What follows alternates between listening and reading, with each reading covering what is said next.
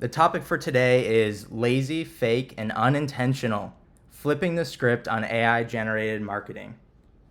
So you might be wondering, who is this guy? And Alyssa already did a great job. I'm a graphic designer at SMA Healthcare.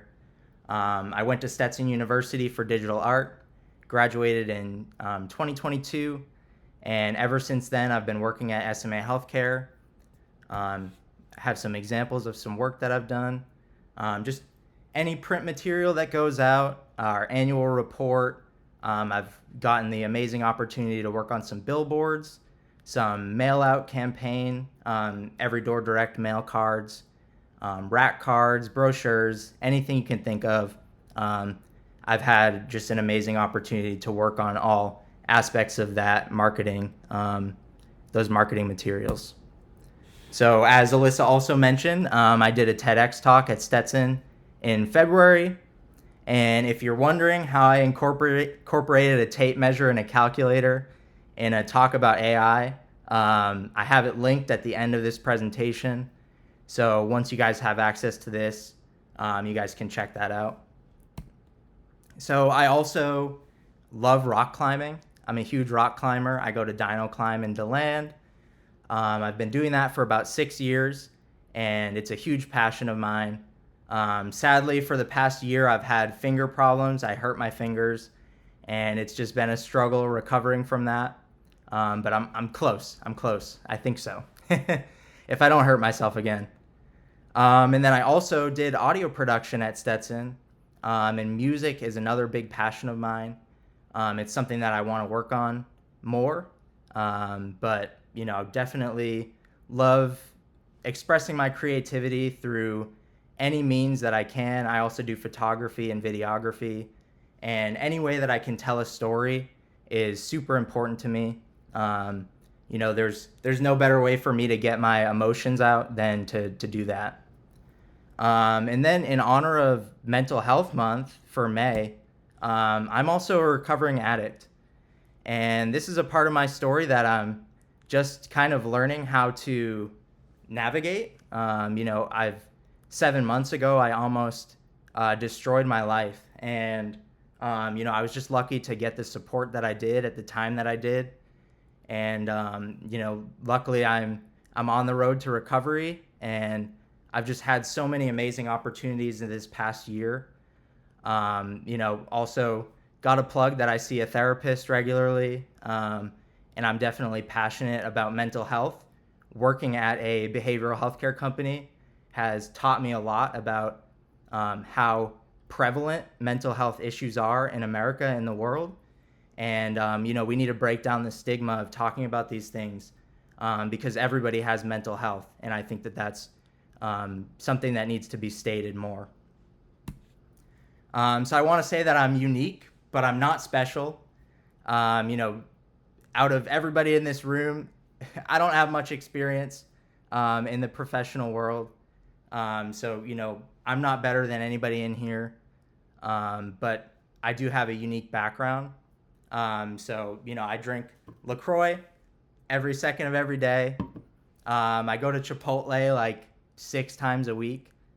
Actually, kind of embarrassing story. I was in Chipotle the other day, and the guy just looked me dead in the eyes, and he was like, "You come in here almost every day." And he didn't even laugh. Like, I just got super nervous. Like, I laughed, and I was like, "All right, well, like, what do I get then?" And he kind of he couldn't tell me, so I don't think I go in there that much. And then I also cook frozen pizzas at like 8 a.m. and it's just my breakfast when I work from home. So that's not up to me if it's healthy. My blood pressure is good. I just had a physical, so guess I'm doing something right. So I also want to start off by stating that AI is a human issue. It's funny, you hear artificial intelligence, but ultimately, humans have to deal with this. We have to question, what are the ethics of this? And I believe that everyone's opinion matters. AI is so new. It's such a new thing that we're dealing with that nobody is a professional on how to use AI. Everyone's opinion and how everyone feels about it matters, because we're at a point where the future can still be, it still needs to be navigated. It still needs to be, planned out. So I think I want to empower everybody to share their opinion, share how they feel about AI, because we don't have to just do what the big companies are wanting us to do with AI. We don't have to use it in the ways that they're pushing it. So what is generative AI? If you haven't heard of it, or if you just want a little bit of a better understanding. So generative AI, or Gen AI, is a type of artificial intelligence model or tool which, when given a prompt or query, is capable of generating new and creative outputs in a variety of media. So what does all that mean? Basically, these generative AI models are trained on an unfathomable amount of data, which is collected from the internet. In terms of image generation, a lot of these images, almost, most of them, are taken from artists whose lives depend on the work that they do. And then companies will sell subscriptions to these models, and none of the profits go to those artists who actually helped train the models. So there's obviously, as you can imagine, a lot of ethical concerns. There aren't many laws being written yet about this, and that's where this field has a lot, to move forward in terms of legislation. So maybe I shouldn't assume, but I'm going to assume that a lot of people in the room know how we can use AI. We've heard of ChatGPT, we've heard of Adobe Firefly, but we're not always sure of how we should use AI. And that's where the ethics kind of start to come in. So the first topic that I want to push forward is that lazy decisions and fake content often leads to unintended outcomes. And I'm going to have a couple of examples of this for you guys to look at.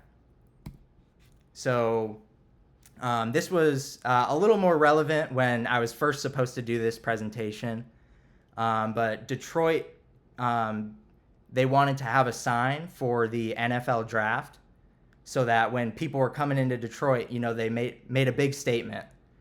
So there was an article put out that was announcing that this was going to be a project, and the top image there was accompanied with this article. And what a lot of people didn't know is that that was just an AI generated image that the author of the article put on there. And so, the guy who was, I believe it was the mayor, he was basically talking to the developer, and he was like, hey man, we're going to have a problem here. People are going to think that that's the sign that we're trying to build. And the developer basically told him, well, you don't understand social media. People don't confuse fake posts with real life. In marketing, I'm sure a lot of us can see his fallacious thinking there. And what happened with this whole situation was people got expectations for what this sign was going to look like. And when the actual sign was unveiled, there was a lot of backlash on social media. People saying that, this isn't the sign that we were promised. Just lots of hateful messages. And really, if the sign that is there, if they were intentional about their marketing and their announcement of this sign, I don't think the backlash would have been that bad. I don't think it's a terrible looking sign, but when you're imagining a 50-foot sign, people are definitely going to be a little upset that they didn't get what they, were expecting in a town that they love. The second thing, this isn't necessarily AI, but it is image editing. This picture of Kate Middleton, she had come out and said that she really likes Photoshop and that she was messing around with Photoshop. But, really, if you think in terms of PR of such a big celebrity, because that's what the royal family is, they're celebrities, they should be more intentional in the images that they're putting out, especially at a time where, we hadn't heard a lot from the royal family. I think Kate Middleton was was, ongoing some surgeries, different things with her health. And here she is posting a fake edited photo. That's going to cause some controversy, and that's not what she obviously intended in posting this photo. And then the third thing that I want to share is this photo of Katy Perry at the Met Gala. And, there was a couple celebrities, Beyonce also did it, and they actually weren't able to make it to the Met Gala, but they posted on Instagram, and Katy Perry posted on Instagram. And, she didn't at first say that these were AI generated. She basically just said, oh, I couldn't make it to the Met. I had to work. And people kind of glossed over that caption, and people were posting this on X and resharing it and saying how good she looked at the Met Gala. And even her mom there, sent her a screenshot and said, hey, I didn't know you went to the Met. So obviously, she wanted to post this, just to be fun, to have fun with it. So there wasn't, defined strategy there in terms of her marketing towards herself. And there were some unintended consequences. People actually thought she was there. So I was reading an article about, is this problematic? How are people going to be able to tell when things are real or things are fake? Are people expected to have to make these decisions on their own? And the person who was being interviewed said, well, why wouldn't Katy Perry be at the Met Gala? And why would we second guess that, particularly if she's part of the deception? So basically saying, well, why are we going to have to worry about, whether people are faking things, because celebrities should be there anyways? And honestly, I kind of flipped that because I didn't really understand where he was coming from with that. So I questioned, why would Detroit not post a real project rendering? That would be intentional. Why would Kate Middleton fake family photos? And why would Katy Perry post fake Met Gala photos? And, the thing that I come back to with these is trust. If Katy Perry is posting fake Met Gala photos, does that harm the trust that her fans have? And not only should they be worried about, that these photos were fake, but are they going to question whether real photos that she posts in the future are fake? And is that something that she wants to, start? Is that a precedence that she wants to set? And I also want to touch on hallucinations. So, in your AI marketing, if you're using ChatGPT, these models, essentially, they don't double check themselves for accuracy. So, the things that they say, we have to go back in and we have to be the fact checkers and make sure that everything lines up. And this was just a funny thing that I was looking up when I was in Columbus, Georgia, last month. I was doing a zip line across the Chattahoochee River, and I just wanted to know how long it was going to take to get across the zip line. And I'll admit, I probably didn't search it in the best way. I could have said, how long is it going to take to traverse a 1,200-foot zip line? But I thought the response that I got from Google's experimental AI was pretty funny. A 1,200-foot zip line is about 7,234 feet long, which obviously, as humans, we can read that and we can say, that doesn't make any sense.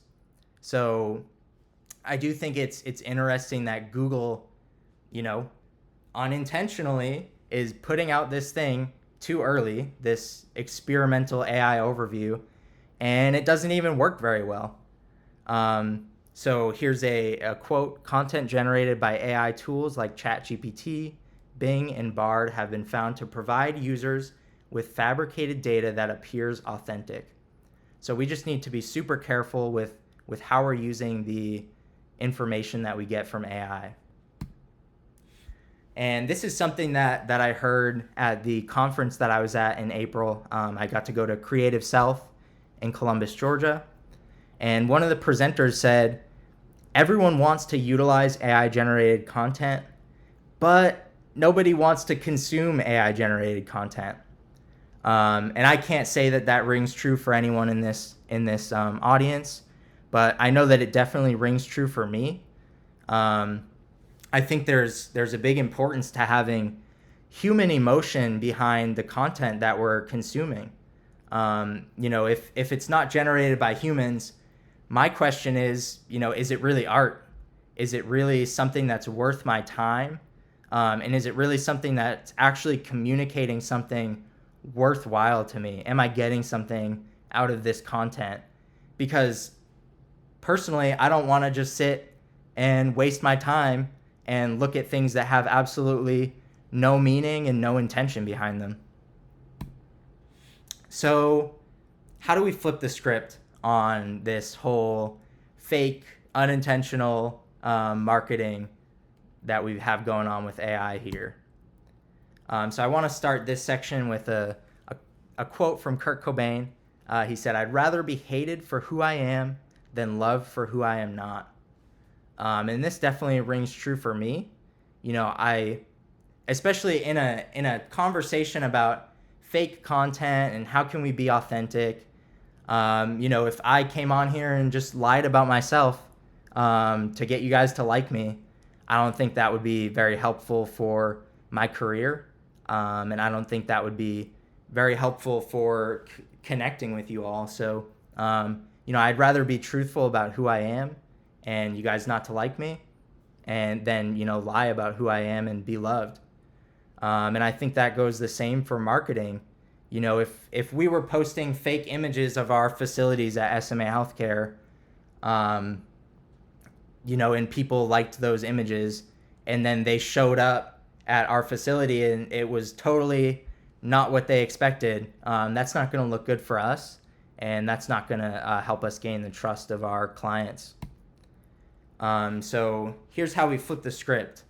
Driven strategy plus authenticity leads to consumer trust. And you might be questioning, authenticity, like, Shane, are you just going to tell us not to use AI at all? And that's not the stance that I'm trying to take. But it's how can we keep the authenticity in our marketing while still utilizing these things that are going to help us be productive, help us get more work done, and keep that trust of our consumer base, of our client base, of the people who donate to us, all of those things. So Dove, the soap company, they released this video called The Code. I also have that linked at the end of this presentation. And the CMO of Dove said, "At Dove, we seek a future in which women get to decide and declare what real beauty looks like, not algorithms. As we navigate the opportunities and challenges that come with new and emerging technology, we remain committed to protect, celebrate, and champion real beauty." And they go on to say in the video that Dove will never use AI to create or distort women's images. And I think that's, a huge step forward in what might be the right direction. I'm not going to sit here and say that I know the right direction for any of this stuff. I have my opinions, and I think that we don't want to exacerbate, and they talk about this in the video, we don't want to exacerbate issues that women are having right now with their image and unrealistic beauty expectations. So I definitely encourage you to watch that video on your own time.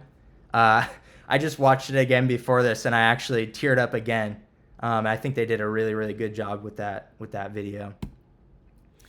So here are a couple of ways that I think AI has been helpful for me.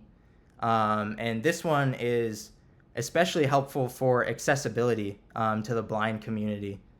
So I was just messing around with ChatGPT 4.0, which is the new ChatGPT model that they just, OpenAI just released, I think like last week or the week before. Now you can put attachments and, the vision system that they're using, the vision processing, is just amazing. I said, please write alt text for this image. And if anybody doesn't know, on social media, you can add alt text.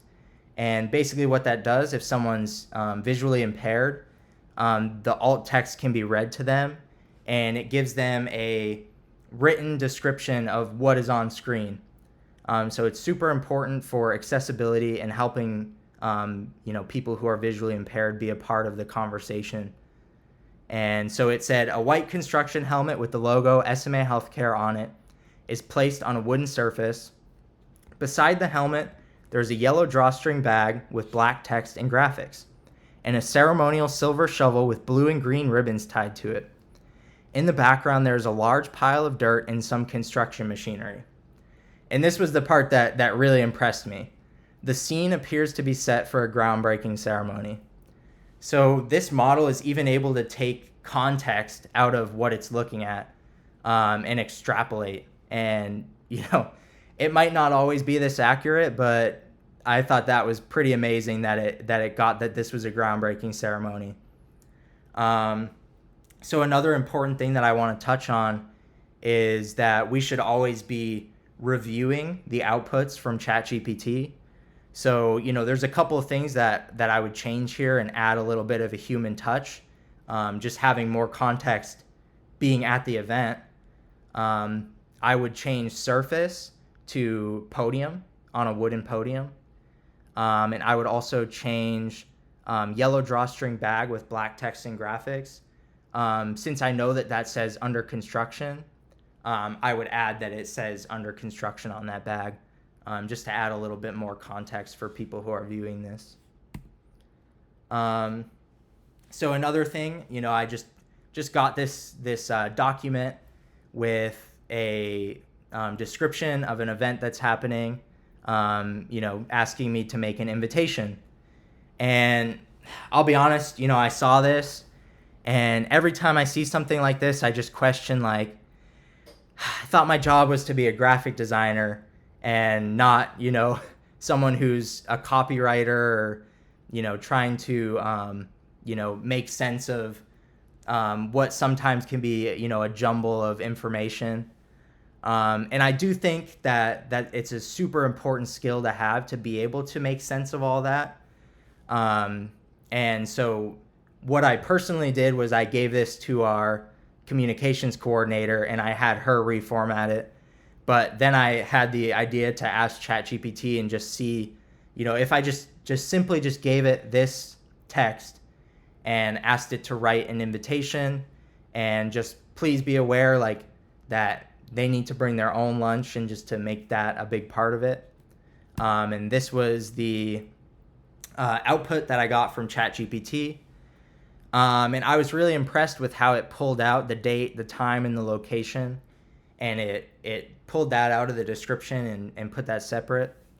And it just really did a really clean job at, reformatting this and putting it in a format where I could just throw it into a document, throw it into an InDesign project, and utilize it. And I think that's super important when, let's say our communications coordinator was working on a blog, or if she's, swamped with other things.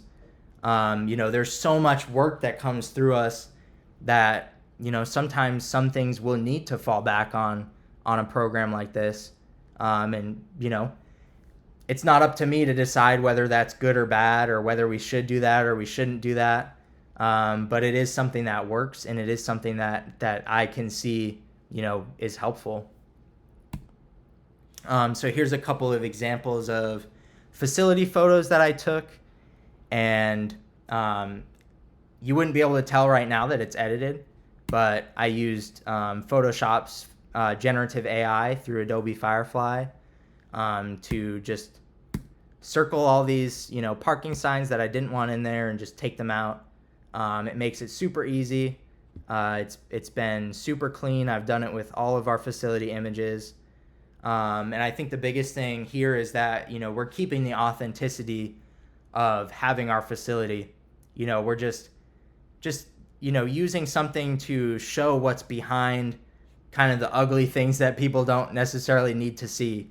The parking signs don't add anything to what the building is.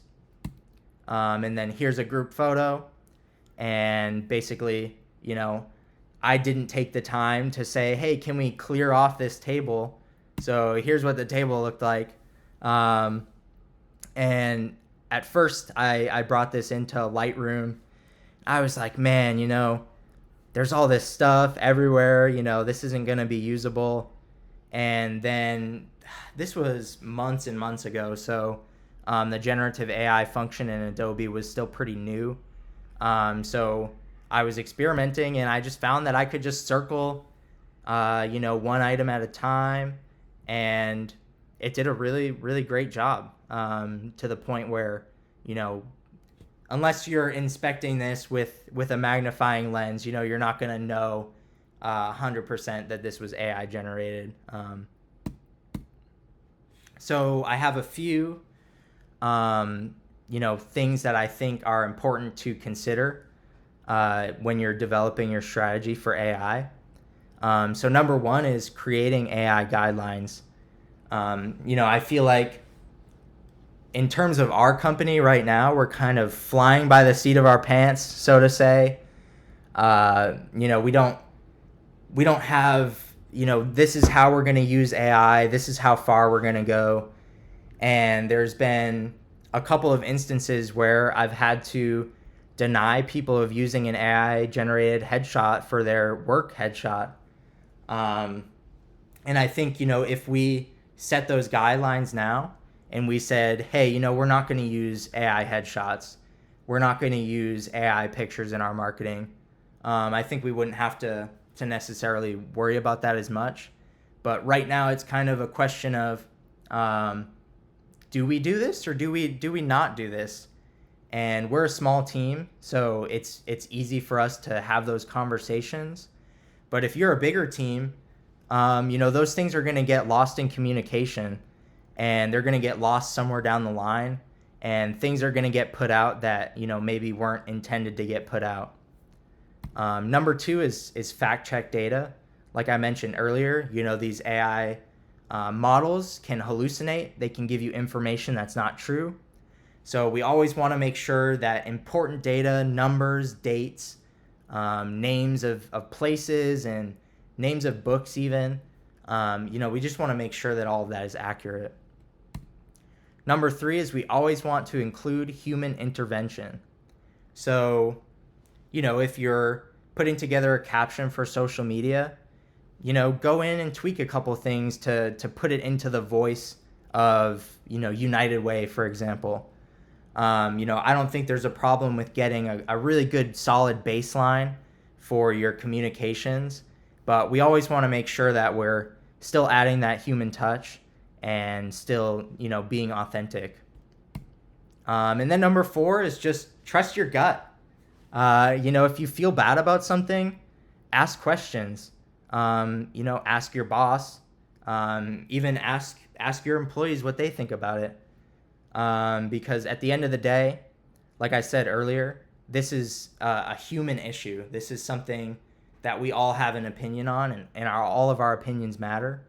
So, if someone's telling you to do something and you don't feel good about it, or someone's asking you to use a certain image that's AI generated, you don't have to do that, and you can start a conversation on whether, you want to do that as an organization or not. So going back to our three examples, the Detroit sign, Katy Perry, and Kate Middleton. So, the Detroit sign, I'm labeling that as the lazy one. When are you going to put out a press release and not include a rendering of your project?